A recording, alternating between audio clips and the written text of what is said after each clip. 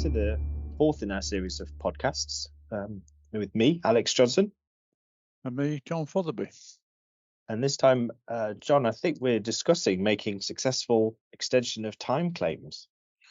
Indeed. I've got a question for you right from the outset.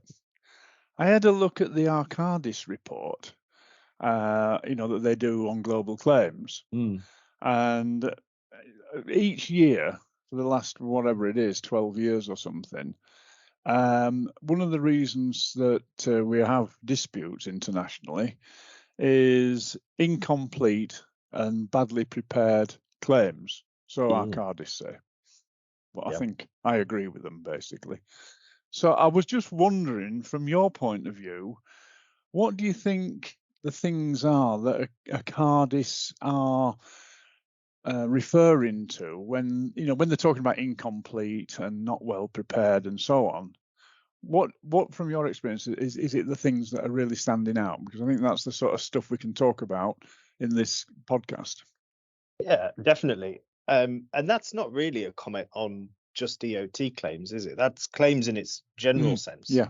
And from my experience, having read a lot of claims and written a lot of claims too, I think the failings, let's say the basic failings that tend to get made are that claims are not grounded in the facts, they're not supported by the evidence, and they fail to demonstrate the cause and effect. So those are three key things. There are other things that can go wrong with claims, but if you don't have those ingredients there, the claim won't be credible. And there's a lot of writing of claims that is more emotive, is positioning. It's not forensic in the way that it would be if it was presented to a court or a tribunal. And I accept that not all claims will be presented to a court or tribunal. But I'm afraid you do have to have the facts and the evidence sorted out. If there isn't a claim there, there isn't a claim there. And that's what it will come down to. It's not a question of who can write the best prose on a claim document. It's, do you have the facts to back up what you're saying? And I think that figures into probably the finding in the Arcadis report, because the essential ingredients of the claim, demonstrating an entitlement, making sure there's notification, making sure there's causation. If you have any one of those ingredients not quite there, you'll have a claim that won't tick the boxes, in my view. Yeah, I think I agree with all of that as well. I would just add that from the sort of human point of view, there's always a high degree of optimism by the people that are making the claims about the strength of their position without actually looking at their position from those main perspectives that you've just referred to and say, okay, where's it going to fail?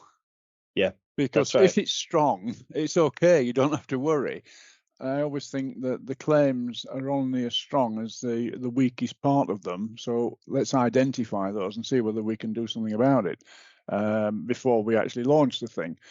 And I also think that the contracts are fairly clear. The dispute resolution provisions are quite useful in this respect about what you have to do. And you might as well anticipate this going to a formal dispute and do it once and do it right. And in my experience, if you do that, it doesn't go to dispute because there's something there to discuss. So I think that there needs to be a real hard look at any claim before it's launched to see whether, in fact, I think you could ask yourself, would we be willing to put this into arbitration as it stands now, this claim, yes or no? And I should think if anybody looked at them in that way, the answer would be in most cases no. Yeah. So I think that's right. There's a lot of sometimes on the contractor team or the owner team, whoever it happens to be, you generally, they sit in a room where they pretty much agree with each other in that they think they have a claim, and so they're looking at ways to make the claim. They're not looking at it from the other point of view. Just last week, one of the exercises I gave to a colleague here was, we're a defendant in a case. So I said, we know there's a counterclaim coming. Why don't you write the counterclaim? Sketch it out not fully write it, but just explain what the key arguments are. And that will tell us how we can defend it. And I don't think that kind of analysis is regularly done. It's more about, well, we want some money. How do we get it? Not what will the other side say about it, or what would a court or a tribunal think about it. Yeah, and it's often senior management that have an imperative to get off the hook for damages that say, yes, just let's get a claim in, and we go from there. So it's, the project team might not be the initiator of the problem in the first place, and the fact that we don't want to spend a lot of money producing this claim, this job's cost us a fortune already. We just it's easy, just do an extension of time claim. At times I've heard that from senior people. It's quite numerable. It's really interesting as well that the way in which people go about the claims analysis doesn't really take you to those three key pillars, I would say they are, that you just mentioned. They're looking for the solution before they've actually found the problem in many cases. I agree with that. And they forget to look at their own performance and where things might not have gone so well. We'll just put that to one side. Let's not worry about that. And of course, it's the target for the other side, isn't it? It makes an open door for the other side to come straight in and say, well, you didn't do this and you didn't do that, and you didn't do the third thing. A collapse of stout party.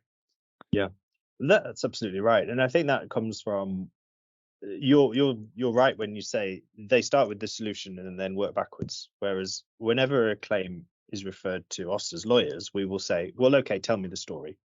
Where are the documents that show me the story of what happened? So I read the claim submission, but where are all the documents that sit behind the claim submission? And so we will go back to establishing what the basic story is before we'll give any credibility to the claim. And it might well be that the story completely backs up what the claim is saying, but if that's happened, I can't remember it happening. Yeah. Shall we say? But delay, I think what parties lose sight of is that delay is actually a question of fact. A delay either happened or it didn't happen. And technically speaking, you could prove a delay case without any other expert evidence or any evidence, in fact, other than the factual documents themselves. If the factual documents showed a delay, showed how much delay, you'd have a complete case. When does that happen? Never. And the reason is because parties don't keep the kind of forensic and meticulous records that you'd have to prove such a case. So whenever you deal with a delay case, you're usually looking at some form of delay analysis by an expert to establish the critical path, to establish the events causing the delay, how much delay was caused by those events, and then it's for the lawyers to decide who is responsible for those events, and ultimately you calculate your extension of time, or you calculate the culpable side of your delay, which you net off against any extension of time that you have. And that's just an entirely different process, in my experience, from the parties who are on the project writing the claims. Yeah. Just taking this more into the engineering construction industry that we're in on process plants, I think there's another dimension to delay and time extension entitlement here compared to, say, an infrastructure project or a building and civils work project. And that is, statistically, we know that the major delays and cost overruns, but let's just focus on time at the moment, the causes of those delays originate in engineering.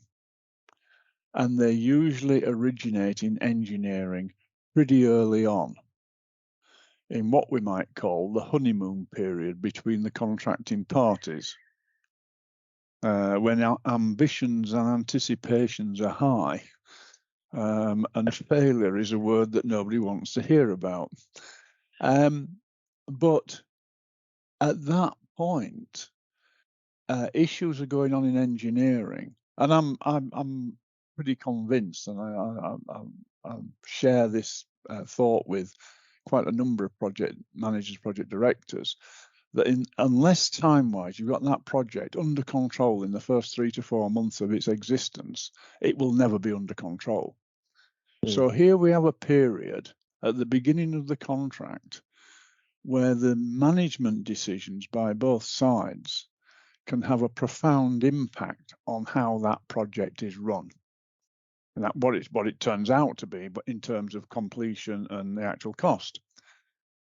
But contractors, in my experience, EPC contractors, are quite unwilling to raise the prospect of delay in the first, let's say, 6 months of a project, because they're frightened of the owner saying, no, it can't be possible, but they're not looking at the facts.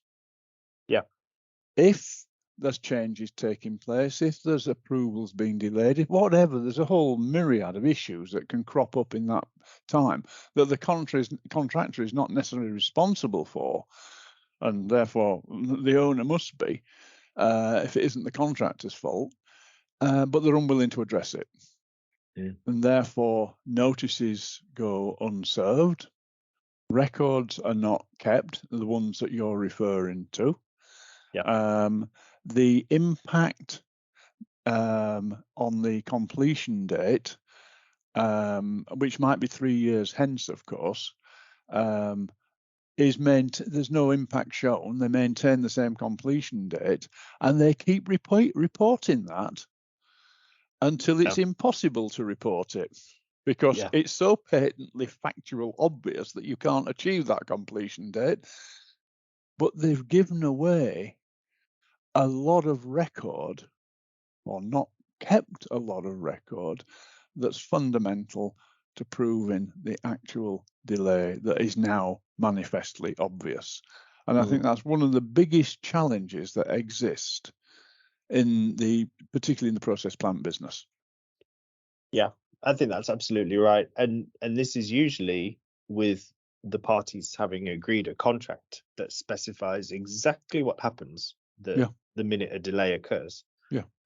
Typically it will say something like, as soon as the contractor becomes aware or should have become aware of the delay, they have to notify. And that's all they have to do at that point. But you're right. No contract I've ever seen says that the contractor must notify a delay as soon as it becomes aware of one, unless it's in the first 6 months of the contract where they're trying to impress the owner. No contract has ever said that, for obvious reasons. And it's almost like, sometimes these contracts can take weeks to negotiate, cost a lot of money to negotiate, and then everything gets forgotten the minute the project starts, particularly when it comes to delay, because delay is something that I think no employer wants to hear, but equally both parties have agreed an approach that specifies exactly what will happen if a delay occurs. And I think you're right when you say that these things tend to occur at the beginning, and they tend to be engineering issues that then manifest themselves, and they tend to do that quite quickly. But storing this problem up is not generally a good idea, because it can create a huge problem at the end. And as you say, when parties are not keeping the right records to begin with, this is one of the reasons why the claim isn't as good as it could have been, because you don't refer to the facts, because you don't have a record of the facts. It was in that period where we were all so keen to move along with the project that we didn't write the diaries about what was happening, or we didn't produce the reports that we were supposed to produce. It's all very predictable in a way, and avoidable. Absolutely avoidable. And I think that the other flip side is as well that I think contractors forget that they've entered into a contract where they promise performance. And if you want something else from the client, then number one, you better deliver what you said you'd deliver, unless the client has otherwise prevented you. So I think a lot of people tend to think the claim is something at the end where we can have a discussion to excuse our own delays based on assertions. We think it's the owner's responsibility, which is a complete nonsense and goes completely away from the three principles that you laid out, which is dealing with the facts. What is wrong with dealing with the facts? If you perform yourself and you are otherwise prevented by the other side, it's a fact. Yeah. So their problem is not to prevent you. Yep. So don't do it. That's absolutely right. And I suppose a point to just mention on that subject about notification is these are often firm requirements in a contract that if a contractor becomes aware of a delay, it has to notify. And typically they're construed as conditions precedent. Always depends on the wording, but in a lot of cases, if the contractor fails to put the notice in when it was required to, then it's lost the claim. And that's not good. Especially when, as we said, it's delays early on in the project. So the message there is, and it's another reason why claims fail, and quite an easy one to address. If the contract requires the notice to be given within a particular time limit, that's just contract management to give the notice. I don't think anything more should be read into it than that. And that comes to another Arcadis point of what causes disputes, which has also sat alongside badly prepared claims, etc., for the last 12 years or so. And that is the parties, none of them, understanding the contracts that they've signed. And I think a classic is, and I come across it, particularly in training sessions regularly, it says, you'll give notice in 10 days or something, which is a short period of time in reality to give a notice. Yeah. But people think, only last week we had one, but it's not sufficient time, said one of the delegates, for us to calculate the delay and the cost. Why would you want to do that for a notice? Have you read the contract? It doesn't say anything like that. It doesn't require you to provide particulars. It says notify. And I've worked on jobs where I've been sending maybe 10 or 12 notices a day over a prolonged period, because that's what was happening. It goes back to the facts on a major project. You have all sorts of things going on all over the place that deserve a notice. But it's confined to that, advising the other side that a fact has occurred that we believe could give rise to a delay. You don't even have to prove a delay, you just have to believe that this item will give rise to a delay. Yeah. And it gives them the opportunity to stop doing or start doing whatever it is you're complaining about. It's the purpose of the notice, right? That's right. I think there's a tendency to think that, like you say, that the notice is an entire claim. And by giving that notice, you're notifying the owner of a claim and that it's going to be expensive, the project will be delayed. But no, the notice just says, well, there's a delay and the delay is for this reason. And what's the worst the owner can do is dispute the fact, say, well, I think you're wrong. But it doesn't make any difference as to whether the contractor has a claim or not at that point. It's just purely putting a marker in the sand to say, I'm being delayed by something. Yeah. And as you say, if parties over notified rather than under notified, that would be much better, because then when legal counsel and experts look at the records, they could say, well, it was clearly notified that event began on the 19th of December or whatever. And the record is there. It's all part of the record keeping process, really. It's contract management, but it's also record keeping. Yeah, and I think there's a lot of human attributes in the whole question of delay and extension of time claims. I mean, claims in some people's imagination is a bad thing. Well, it's not. It's just a process as part of the contracting system.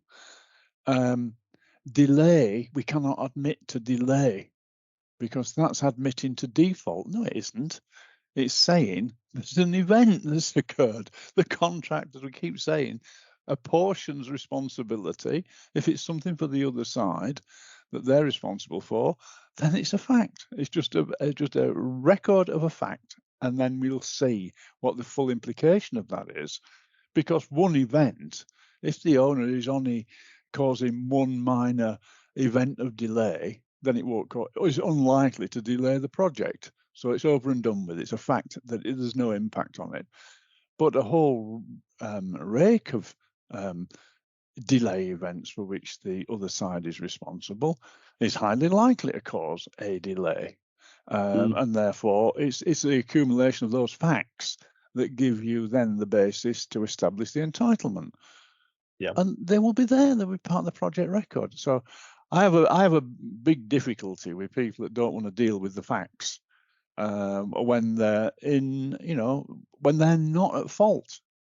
Well, that's right. And that's why when you look at the extension of time clauses in a contract, you have a number of events that typically entitle a contractor to extension of time, and only really one or two of them are typically caused by the owner, which is an act of prevention. If the owner prevents you from accessing the site for a period of time, or if the owner breaches the contract in some way, the rest of the events are all neutral events that nobody could have done anything about. So the discovery of unforeseen ground conditions, or typically adverse weather conditions, or strikes and lockouts, wars, there's always a list of these things that generally are neutral events, which reflect the fact that construction projects, there's a lot of unknowns when parties start them. Yeah. And so the contracts have to regulate what happens about delay. But again, it all, what the contract says and how parties behave is very different. But again, that's down to straightforward contract management. Yeah. If you've signed up to that, why not comply? And this is I say this is another Arcadis item for causes of dispute that either people don't understand the contract or they don't apply it. Well, those two things are not excusable in my book. If you signed a contract, you better know what you've signed, all of it. And then it's only a piece of business after all between two parties, and you've agreed the terms. So why depart from it? And as you said earlier, people spend a lot of time and money negotiating contracts and then forget about it. Yeah. That is not really logical for me. So if you've got a contract, use it. I think that also you talked about schedule delay analysis. What's your experience there from your dealing with the disputes? Yeah, well, I mean, I'd say 9 times out of 10, but it's probably higher than that. Whenever you deal with the delay, you will obtain some kind of schedule delay analysis. As I said, parties in my experience don't typically tend to keep forensic level documents that allow you to look at delay on a factual basis. Although we did do that once, in all other circumstances, you at some point have to engage some kind of schedule delay expert to work out what's critical path, what events cause the delay, how much delay has been caused. And there are various methodologies to do that. There are certain methodologies that I think are better. I've always thought that a methodology that deals with an actual approach is better. So you identify the actual impact of a delay. You have an as-built schedule that shows what happened, how the work's progressed, what were the causes of the delay, and what's the actual impact. That's always preferable because it is more heavily based on the factual records. The more theoretical approaches that parties sometimes use, which is generally because they don't have the factual records, where you, for example, you consider the impact of a delay by reference to a planned schedule, or where you're trying to recreate the planned schedule, those will always be treated with more suspicion by both the other side and probably the tribunal as well, because they're less grounded in the facts. So I think you can whatever you say about schedule delay analysis, it all depends on what level of factual information you have as to how credible and convincing it's going to be. So we've kind of come full circle, and really it's follow the contract, understand the facts, put your best foot forward when it comes to making the claim. Yeah, and I would just add to that what I've found is that when contractors get into delay situations, they seem to club together a group of people to deal with it, but they don't actually talk to the guys that suffered the problem on the job. Yeah. So if it's an engineering problem, isn't it good to get the engineers in to how did they experience what was happening, what was going on, or procurement? And I've had some great experiences with foremen who were suffering from it on site, who can give you graphic explanations about the impact of certain events occurring that might have started in engineering very easily, but they're the ones that had to contend with it, revised drawings or whatever, how to sequence deliveries and so on and so forth. But they can give a graphic explanation that would complement the sort of expert delay analysis work by that actual experience. Yeah. And I think a lot of people lose out with their delay extension of time claims simply because they don't use all the material that they have available to them, even if the records aren't kept very well. The recollection of a very switched on foreman, of which there are quite a few, they know what they're doing. Yeah. Or site manager or whatever the people are that were doing the job. They've got a lot to contribute, and I think we miss it out. We get into the land of theory and not into the land of fact. Yeah, I think that's absolutely right. And just to finish on this example, I was involved in a case a few years ago where the contractor hadn't kept the schedule, hadn't updated the schedule. Records on both sides weren't very good, but the client had one man who was on site every day and who took a diary note of what was happening, what the weather was, what packages of work were being done. And that was all our delay expert needed to create the schedule and the analysis there, because the factual records had been kept. And it didn't matter that they were scribbled down in a diary. The point was there was one person on the project who knew what was going on, which is very powerful. Yeah.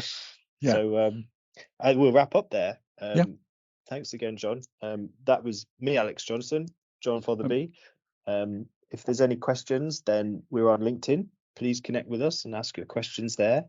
And we will be back with the next podcast, which is all about prolongation.